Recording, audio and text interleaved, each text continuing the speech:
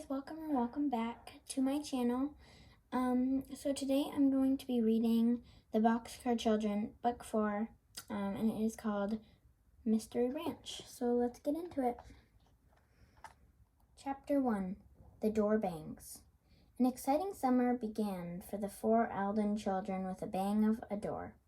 The big house where they lived with their grandfather has been quite as a house can be, with 4 children in it.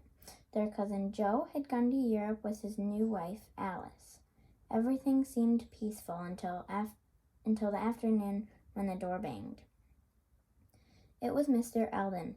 Benny said, "Hi, Grandfather." "Hello," Mr. Alden answered. That was all. He went straight to the front room and shut the door loudly, too.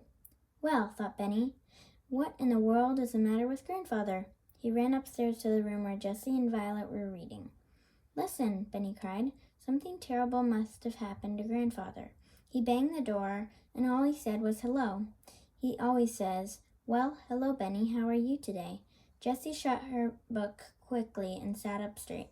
"Did you tell Henry?" she asked. "No," answered Benny.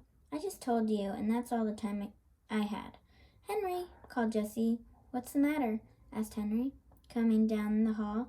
He knew by Jessie's voice that something had happened. "Benny says that Grandfather came in and banged the door and hardly spoke to him." Henry stood still in the door. "Where is our Grandfather now, old fellow?" he asked his little brother. In the front room with the door shut," Benny answered, "and a bang on that door, too." "Oh, dear," said Henry. "What can be the matter?" asked Violet. Her pretty little face was white. "We should go talk to him," said Henry quietly. The children looked at each other and started slowly down the stairs together. Henry took a deep breath and rapped on the door. "Come in," Mr. Alden called. He sounded very tired. He was sitting with his head in his hands. "Don't be afraid to talk to us, Grandfather," cried Benny. "That's right," said Henry. "We always tell you our troubles. Now you have a trouble, and we'll help you." "I wish you could, my boy," said Mr. Alden sadly, "but I don't know what you can do." The children sat down on the floor and waited quietly for him to go on. "I got a letter about my sister. You didn't know I had a sister, did you?" "No, Grandfather," said Jessie, "but we're a funny family. Once we didn't know we had a nice grandfather, and we didn't know that Joe was our cousin." "That is true, my dear," said Mr. Alden. "Where does she live?" Benny asked. "Out west on a ranch, the nearest town in Centerville," Mr. Alden said. He looked very sad. "Jane is old, and she is a very cross woman.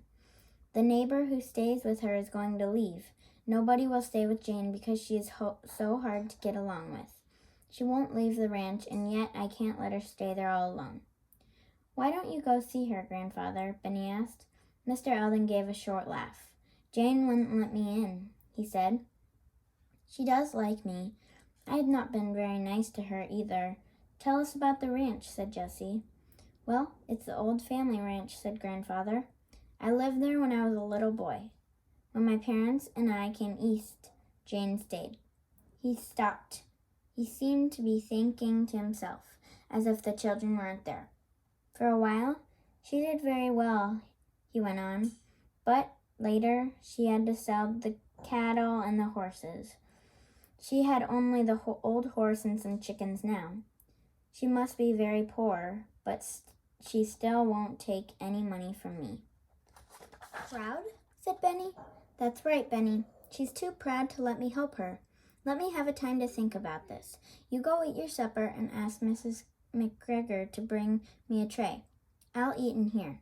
You are kind children, but you can't help me now." "But Grandfather," began Benny. "No," said Mr. Alden.